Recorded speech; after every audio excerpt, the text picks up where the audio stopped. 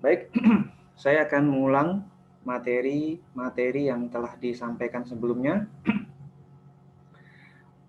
Berkaitan dengan statistik, tentu kita memahami bahwa statistik ini memiliki manfaat yang begitu besar. Statistik ini memiliki dampak dan pengaruh untuk kehidupan kita yang begitu tinggi, sehingga bahkan ada mata kuliahnya, ya, mata kuliah statistik 1 dan statistik 2. Hal ini mengindikasikan pentingnya pelajaran statistik baik untuk kehidupan sehari-hari, baik untuk pekerjaan, baik untuk usaha kita, untuk perkantoran, untuk pemerintahan, dan bahkan untuk negara.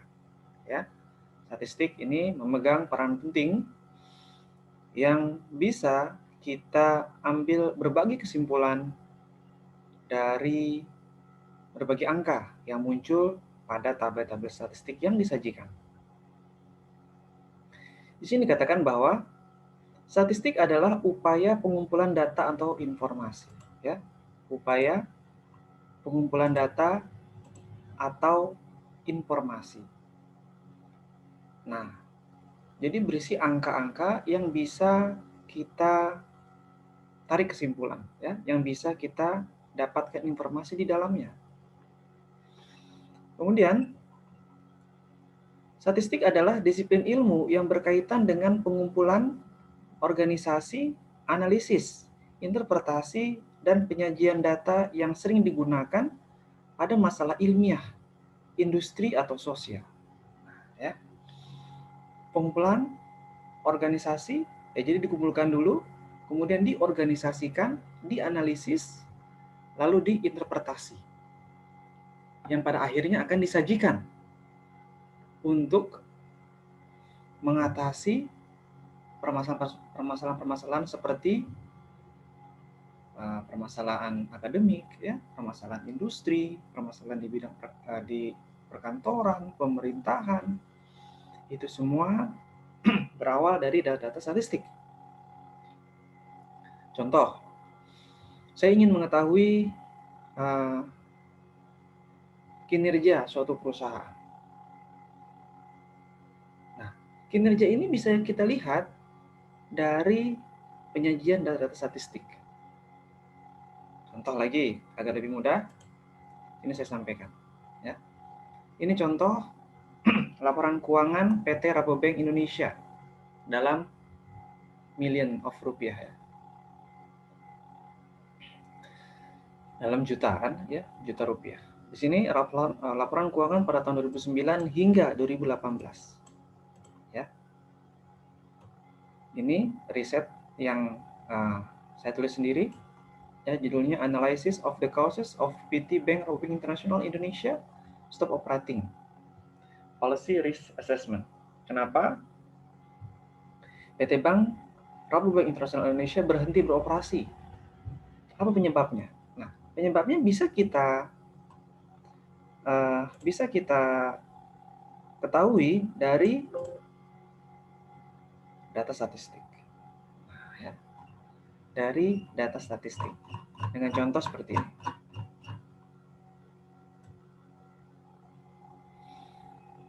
Nah, oke, sini dikatakan total aset. Ya, aset yang dimiliki perusahaan berapa? 11 triliun. Ya, karena ini dalam juta rupiah, ya. Tambahkan lagi nolnya ada 6, berarti 11 triliun rupiah. Total debt. Total debt. Ada yang tahu total debt ini apa, ya? Total aset, total debt. Total debt ini adalah total utang. Nah, ya. Total utangnya 10,1 triliun pada tahun 2019, pada tahun 2009, total asetnya 11 triliun. Jadi hampir melebihi, ya. Sedikit lagi melebihi total aset. Pendapatan operasi 197 miliar. Net profit bersih 116 miliar. LDR-nya, net cash operation, dan jumlah pekerja, ya, employee-nya 1.700. Nah, dari data-data ini, saya bisa menuliskan dengan rinci dan detail setiap tahunnya. Ya, kenapa ini naik, kenapa ini turun, kenapa ini stabil. Kita bisa rincikan kembali melalui data-data statistik. Seperti contoh, ya, sini saya katakan, pada tahun 2019, the most considerable income, nah, the most considerable income, nah, ini income yang paling tinggi pada tahun 2009, pendapatan yang paling besar, income operating, ya, net profitnya paling, ini kan, nih, di sini ya, net profit ada yang paling besar juga ya, 260. Namun untuk yang pendapatan operasi, kita perhatikan, nah ini yang paling besar, 197 miliar rupiah. Ya, kita bisa merangkum, kita bisa melihat sudah pada angka mana ya yang paling besar, pada angka mana yang paling kecil, dan yang di tengah-tengah, yang rata-rata. Itulah mengapa pada pembelajaran kita sebelumnya saya telah menerangkan bagaimana cara mencari angka yang terbesar, yang maksimum, angka terkecil, minimum, dan angka rata-rata ataupun average menggunakan software Microsoft Excel. Ya. Pada kali ini saya juga jelaskan. Nah, jadi teman-teman, jika ingin melakukan penelitian, katakanlah penelitian skripsi, kita yang tertarik mengambil keuangan, kita bisa mengacu pada tabel laporan keuangan perusahaan. Nah, ya, kita bisa mengacu pada tabel laporan keuangan perusahaan untuk kita analisis, ya, dalam bentuk analisis tren, apakah mengalami kenaikan, penurunan, atau stagnansi. Nah, ini saya jelaskan satu persatu ya. Pada tahun 2009, kemudian pada tahun 2010 lanjut lagi di sini, dan lanjutkan lagi pada tahun 2011, pada tahun 2012. Jadi setiap tahun itu saya deskripsikan. Ya, setiap tahun saya deskripsikan apakah terjadi kenaikan, increase in the credit, atau decrease atau penurunan. Pada tahun 2015 lanjut lagi ya. Jadi penelitian itu tidak harus selalu menyebarkan kuesioner kepada responden. Kita juga bisa menggunakan data sekunder ya dalam bentuk laporan keuangan perusahaan.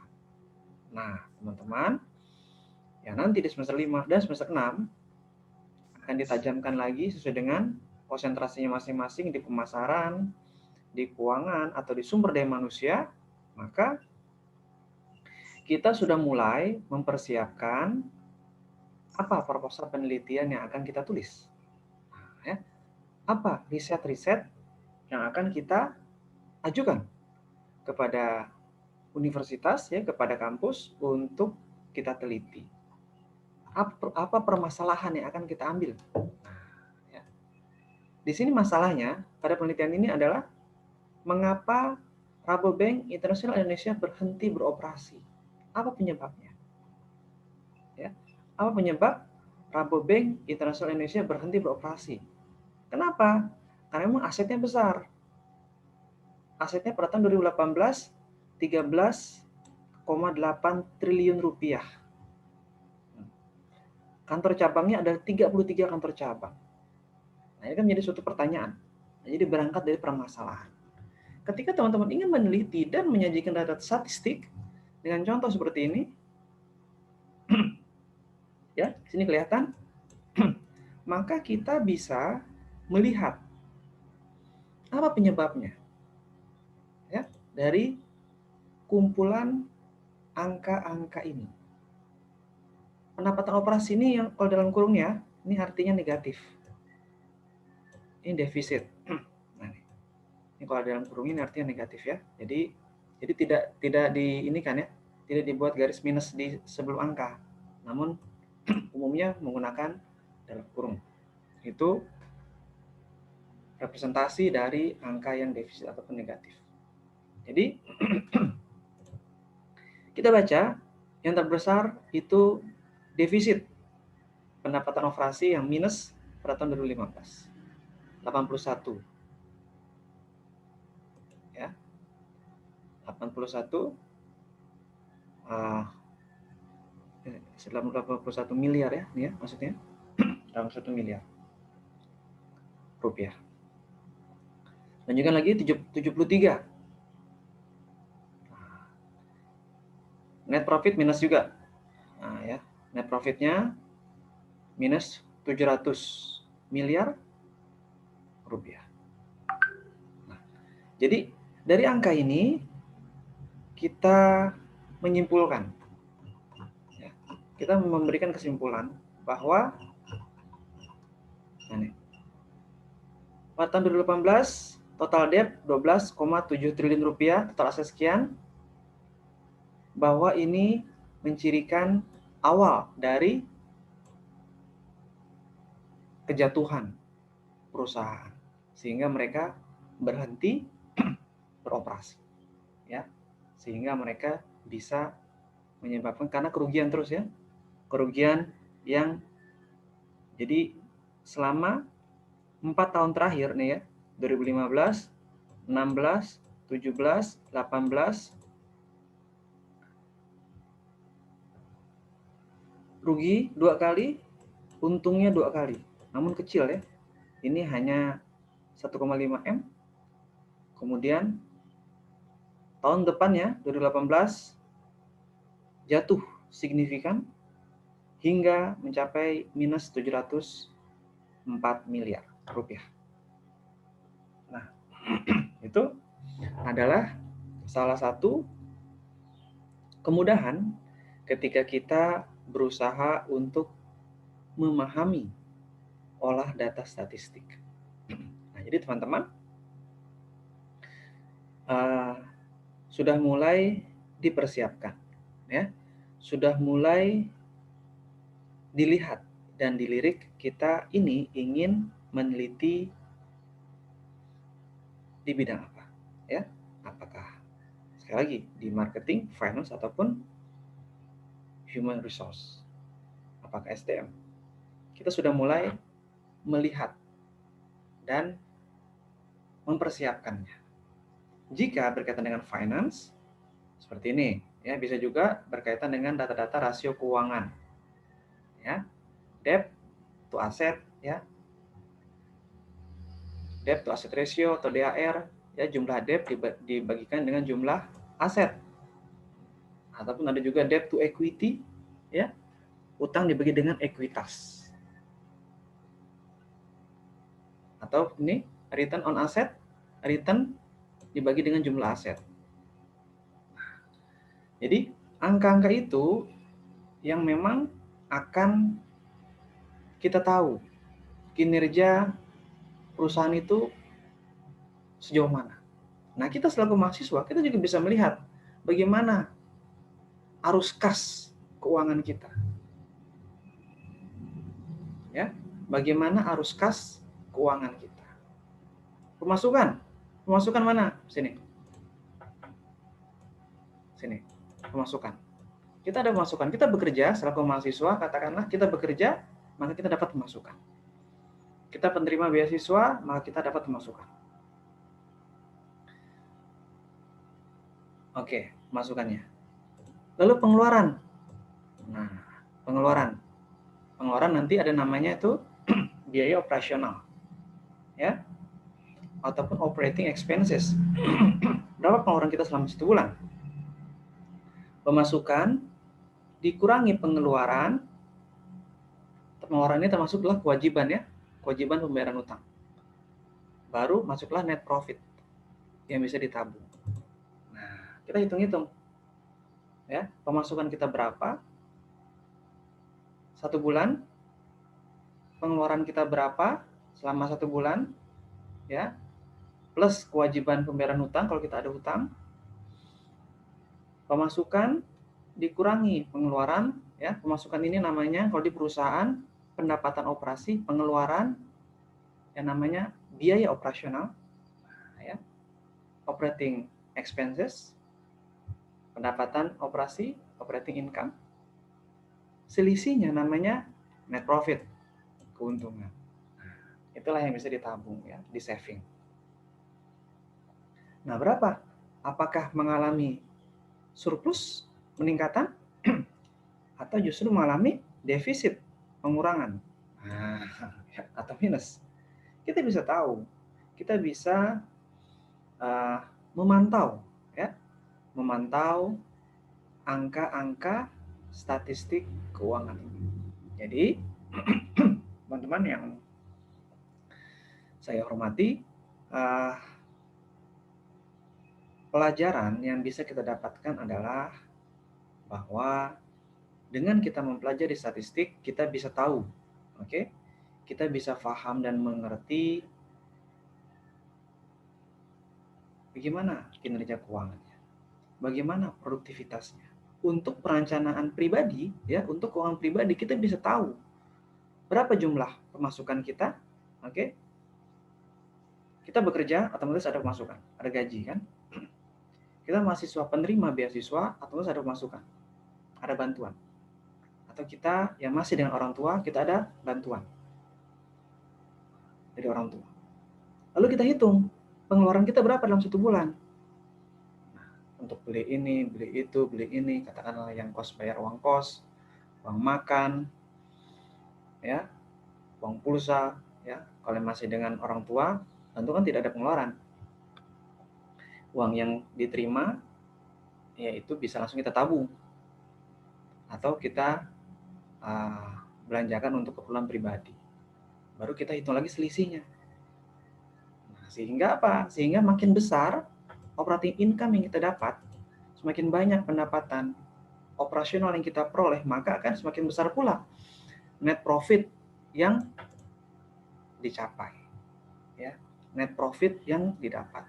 Ataupun apabila operating income-nya terbatas, maka kita kurangi pengeluaran. Nah, ya, kita kurangi pengeluarannya. Operating expenses-nya dikurangi. Nah, kalau memang pendapatan kita tidak bertambah, ya, jangan sampai pendapatannya tidak ada, pengeluarannya besar. Dari mana gitu, ya? Nah, ya, jangan sampai kebalik, ya. Pendapatannya kecil, pengeluarannya besar. So nanti bagaimana menutupnya? Idealnya adalah pendapatannya besar, pengeluarannya kecil. Nah, itu ideal sekali, ya. Pendapatan kita besar, ya kan? Tapi kita nggak boros. Kita ini hidup hemat. Nah, ya, kita tidak suka melakukan ataupun membeli barang-barang yang tidak diperlukan. Kita memiliki skala prioritas. Nah, maka pengeluaran kita menjadi kecil, pendapatan kita besar. Nah, selisihnya itulah yang akan kita tabung, kita simpan, kita saving. Atau bisa juga kita investasikan, nah, di saham, ya, atau buka usaha, ya, usaha jualan kue kah, dan jadi modal usaha secara online, ya, jualan barang-barang tradisional yang kita jual secara online, sehingga itu bisa menjadi modal usaha yang akan memiliki potensi keuntungan ke depannya. Itu jadi dia masuk lagi ke pendapatan operasional. Nah, ya, pendapatan operasional ini keuntungannya dijadikan aset. Aset ini akan produktif, akan mengarah kepada pendapatan lagi. Nah, ya, akan mengarah kepada pendapatan lagi. Jadi pendapatan operasi itu bisa semakin besar apabila net profit yang kita dapatkan itu kita putar lagi dalam bentuk usaha-usaha yang produktif dan efektif. Nanti masuk lagi kepada pendapatan operasional, dikurangi lagi dengan biaya operasional. Nah, semakin lama akan semakin besar, sehingga kita bisa memiliki kemampuan yang dinamakan dengan financial independent, kemandirian keuangan. Ini menjadi penting sekali bagi kita selaku mahasiswa ataupun calon-calon pengusaha yang memang harus paham tentang olah data statistik, ya. Setidaknya harus paham cara membaca angka-angka statistik pada laporan keuangan perusahaan. Jadi, idealnya kita juga mencatat statistik keuangan kita. Nah, ya. Kita juga mencatat pengeluaran keuangan pribadi kita. Sehingga kita bisa tahu pemasukan kita berapa, yang didapat dari gaji, yang didapat dari beasiswa, yang didapat dari usaha yang kita lakukan atau jualan yang kita lakukan. Masuk ke operating income. Pengeluaran kita berapa dalam satu hari, dalam satu minggu, dalam satu bulan. Ya. Belanja bulanan kita, pengeluaran harian kita catat. Ya, termasuklah pengeluaran untuk membayar hutang. Nah, setelah itu selisihnya kita simpan. Atau kita putar lagi dalam bentuk aset, ya. Kita produktifkan lagi. Katakanlah jualan pulsa, ya. Jualan makanan, minuman, untuk menambah modal usaha, itu akan meningkatkan lagi pendapatan operasional. Jadi, itulah pentingnya kita belajar statistik. Itulah pentingnya kita kuliah di Sekolah Tinggi Ilmu Ekonomi. Kita belajar ekonomi, kita belajar manajemen, karena kita program studi manajemen. Kita memahami bagaimana cara mengelola uang, bagaimana cara memasarkan produk dan jasa perusahaan, bagaimana cara mengelola sumber daya manusia. Kita bisa tahu, karena itulah kita belajar. Karena itulah saya bersemangat untuk bisa memberikan pemahaman yang tepat bagi mahasiswa, sehingga mereka bisa mengerti, utamanya bisa mencetak penelitian-penelitian yang berkualitas. Tidak hanya sekedar asal-asalan. Cara gimana? Ya kita sama-sama belajar. Sehingga kita bisa selesai kuliah tepat waktu. Nah, itu yang pentingnya. Kita bisa selesai kuliah tepat waktu. Karena nanti semester depan, katakan di bulan September, itu sudah masuk ke semester angkatan 3 berarti ya. Nah, teman-teman sekarang sudah masuk semester 4, sudah masuk nanti semester 5. Nah, itu sudah mulai penajaman untuk bagaimana ya fokus pada konsentrasi masing-masing, ya. Fokus pada fokus pengembangan pada pilihan kita. Nanti fokus itu akan juga kita gunakan ketika kita lulus. Katakanlah ketika kita wisuda, kita akan memiliki fokus konsentrasi pembelajaran. Kita akan memiliki fokus, kita ini akan belajar dan menjadi, katakanlah executive manager, itu di bagian yang mana? Apakah di bagian keuangan, di marketing, atau di human resource, di bagian personalia atau HRD. Nah, kita sudah bisa memiliki gambaran, kita ini akan magang di mana, akan PKL di mana, akan melakukan penelitian tentang apa. Nah, di situ ya, persiapan itu menjadi penting sehingga nanti teman-teman tuh tidak ada yang ketinggalan. Abaikan orang-orang yang malas, ya. Yang namanya kemalasan itu tidak akan pernah memberikan manfaat, ya. Mudorotnya banyak, gitu ya. Manfaat tidak ada, ya. Jadi buang jauh-jauh sifat malas. Malas belajar, malas bekerja, ya. Malas bangun pagi, tidur terlampau lama, ya. Nggak bisa. Sifat-sifat itu akan menghancurkan, ya. Masa depan tidak akan bisa terwujud dengan kita mempertahankan karakter-karakter seperti itu. Jadi kembali ke materi kita di sini, bahwa statistik adalah disiplin ilmu yang berkaitan dengan pengumpulan, organisasi, analisis, interpretasi, dan penyajian data. Ya, di sini saya akan kembali mengulang saja agar semakin paham tujuannya. Nah, di sini, ya, Untuk kehidupan sehari-hari bisa, untuk ilmiah bisa, dan untuk pengetahuan utamanya. Fungsinya apa? Fungsinya mendeskripsikan dan menerangkan data mengenai jumlah suatu populasi yang diselidiki. Mendeskripsikan, ya. Seperti ini. Contoh lain, ini riset deskriptif tentang analisis kredibilitas laporan keuangan Garuda Indonesia dengan Mahata Aeroteknologi. Ya, ini riset saya yang saya publikasikan pada tahun lalu 2020 ya di Jurnal Manajemen Indonesia Telkom University. Ini di deskripsi saja, deskripsi melalui penggunaan angka statistik ini. Ya, perhatikan ya. Operating income, operating expenses, net profit. Udah 3 yang sajikan. Ya, pendapatan operasi, oke, biaya operasional dan net profit. Udah. Pendapatan operasinya berapa? Kemudian biaya operasionalnya berapa? Net profitnya berapa? Selesai. Nah, dengan tiga ya, dengan 3 format statistik ini, itu sudah bisa melakukan penelitian. Ya, ini buktinya. Ini riset saya, ya. Ini bisa publikasi di Jurnal Manajemen Indonesia dari Telkom University. Ini juga sama, ya, dengan alat statistik, ya. Ini bisa publikasi di Jurnal Manajemen dan Keuangan JMK. Nah, teman-teman pun juga tentu memiliki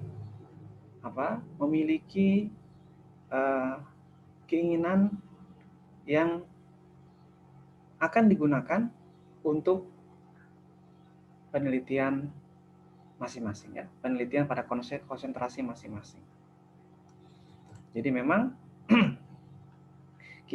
saya pribadi berusaha untuk bisa memotivasi teman-teman agar rajin-rajin membaca penelitian. Ya. Nanti di semester atasnya lagi ya, semester 6 kalau saya tidak salah itu ada mata kuliah metodologi penelitian. Ya. Di semester 6 nanti ada mata kuliah metodologi penelitian. Nah, mata kuliah itu sangat penting sekali untuk teman-teman memahami bagaimana cara menyusun penelitian skripsi. Bagaimana caranya melakukan olah data statistik. Kembali lagi, data statistik tersebut bisa kita olah dengan laptop, ya, dengan komputer. Nah, makanya teman-teman sudah mulai mempersiapkan peralatan-peralatan teknologi, salah satunya laptop atau komputer, untuk kita mengetik tugas-tugas, untuk kita membuat proposal skripsi, untuk kita mengolah data statistik menggunakan software SPSS atau Microsoft Excel, ya. Kita sudah mulai familiar. Jangan sampai nanti ya kerepotan, ya, jangan sampai nanti tergagap-gagap karena kita tidak mempersiapkannya dengan sangat baik dan sangat matang. Harapannya teman-teman bisa selesai kuliah tepat waktu sehingga berhak mencantumkan titel sarjana ekonomi setelah namanya, ya. Sehingga berhak mencantumkan titel SE setelah namanya. Karena kenapa? Karena kita bangga, kita berusaha untuk melakukan penelitian yang terbaik. Kita berusaha agar penelitian kita itu bisa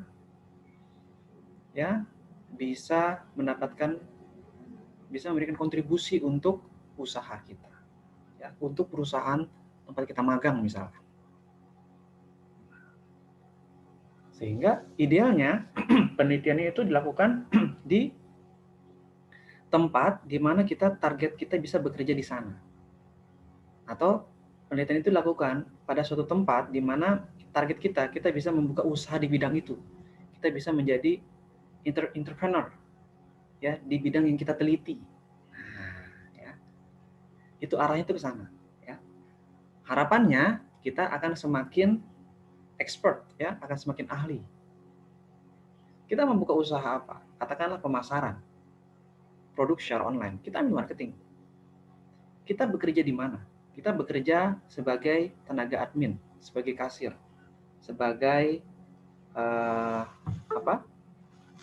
pencatat laporan keuangan. Maka kita memilih finance sebagai konsentrasi. Kita suka berorganisasi. Kita suka berinteraksi dengan orang lain. Maka kita memilih konsentrasi sumber daya manusia sebagai pilihan kita. Nah, itu kita sesuaikan. Kita aktif di organisasi, berinteraksi dengan manusia, berinteraksi dengan orang, ya maksudnya, berinteraksi dengan teman-teman. Kita ambil STM. Bagaimana cara mengelola dan memanage teman-teman itu menjadi semangat, ya, menjadi saling tolong menolong, kan gitu ya, menjadi semakin kompak. Melalui apa? Melalui konsentrasi sumber daya manusia, ataupun untuk yang keuangan, ataupun untuk yang marketing, ya. Jadi saya kira perkuliahan ini harapan saya memberikan semangat.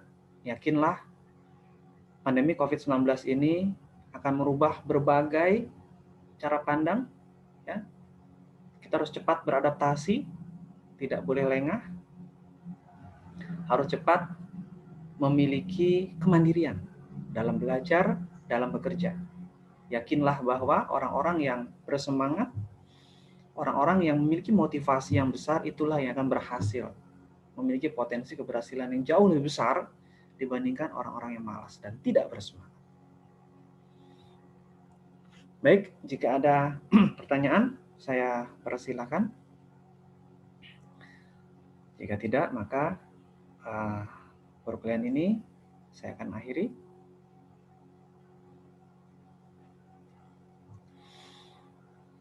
Baik, bagi teman-teman yang memiliki koneksi yang bagus, silakan dinyalakan kameranya untuk saya ambil gambarnya.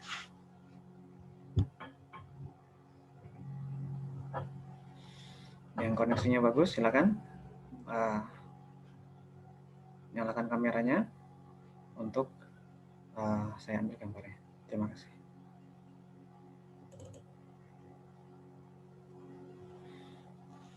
Baik, terima kasih. Saya ambil gambarnya dulu. 1, 2, 3. Oke. Sekali lagi, ada layar selanjutnya. Saya ambil gambarnya. 1, 2, 3. Bentar ya. 1.